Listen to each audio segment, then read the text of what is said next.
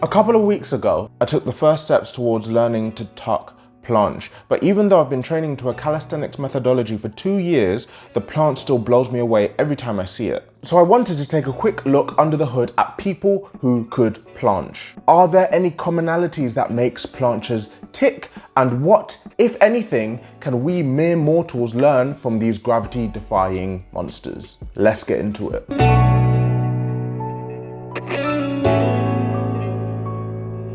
Okay, so today we're going to be digging into data from an old favorite. A Reddit survey that I've cited a few times before from the bodyweight fitness subreddit, and I will link down to below.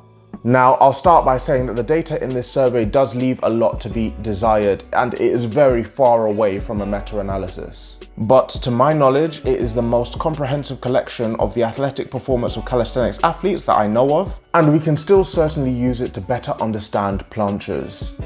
Jumping straight into it then with the weight and height of these athletes, which was actually the first thing I looked at in this survey. How heavy are these people that can planche? Body composition in sport is a topic in and of its own right and has more facets to it than just height and weight. But even without data such as weight distribution and limb length, we can still learn a lot from the data we have here. For example, when comparing weight relative to height with body mass index, the average BMI for planchers is 2.6, with only 3 of the participants who can planche having a BMI of over 24.9.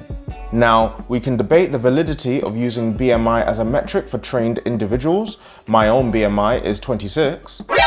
But when considering the importance of strength to weight ratio in a highly advanced skill like the planche, I don't think BMI can be completely discounted. That being said, a more direct measure of body fat percentage would probably be more fitting in this use case. The next thing we should look at is pushing strength. The planche being one of the ultimate pushing skills, how strong are planchers at other pushing techniques? Starting with a look at the maximum number of push-ups. Planchers on average can do 49 push-ups and 28 dips in one set, where the average calisthenics athlete in this study can only manage 32 and 15 respectively. Again, we have to make some assumptions about the quality of these reps, but that is a 55 and 82% respective difference. And that just shows the sheer gulf in the capacity to do work. Where I was really shocked though was in the difference between weighted calisthenics, specifically when it came to the dip.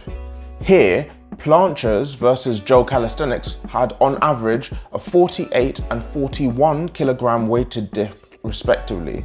And here are those numbers when presented relative to average body weight of each cohort. This implies that the capacity to do more reps at body weight may be more important for planche work than the ability to just shift heavier weight. The next thing I wanted to take a look at was complementary skills. How good are planchers at skills that we know accessorize the planche? With the back lever, which is essentially a planche with the hand position shifted and a notably easier skill to learn, only half of the people that could planche could hold a back lever. Even more surprisingly though, was the handstand figures. Considering the planche is a form of hand balancing, only 69% of planchers could handstand.